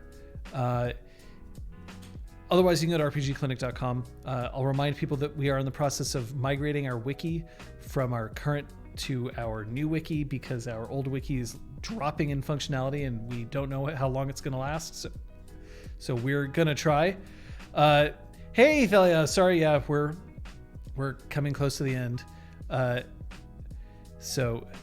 thanks, Saren Zero, for continuing that sub. That's very appreciated. I wish that came up as an alert. It doesn't seem to. It's a bit frustrating. Kate's been putting a lot of work into that wiki. We also have to thank Crosshair, Aragwin, and Real Brickwall, our mods extraordinaire. Very handy to have them around and keeping this place all shipshape. Folks, I'm really looking forward to playing on Sunday, and it's talking with you that helps keep that interest peaking throughout the week. If you have ideas for other RPG clinics that you'd like to see, please post on that Discord. I would love to see it. But in the meantime, is there anything else, any last comments people want to get in before we close this out? There'll be alert when Saren's gift officially renews. I see. That makes sense. And of course, everybody who's subbed today, thank you so much for supporting this channel. We are constantly trying to make improvements to it. It all goes right back into the channel. And it's part of the reason that we've been able to get our games going as seamlessly as they are without us all being in the same room, and yet hopefully trying to maintain a level of quality that you've come to expect from us. So we're doing our best. The Crosshair brings up things that probably should be the sign-off for clinic hours. Best way to apply to rules changing, new games, learning things, one rule rules them all, hashtag use your word hole. Absolutely. That word hole is incredibly important. Make sure that you use your word hole at all opportunities that you wish to be heard and you wish others to be heard as well. Lacey J. Dalton's self-titled country album, Lacey J. album from 1990, is full of jams, especially if you want to imagine being a female long-haul trucker, and who couldn't use that? Use your word hole, everybody. We'll see you on Sunday. See you later.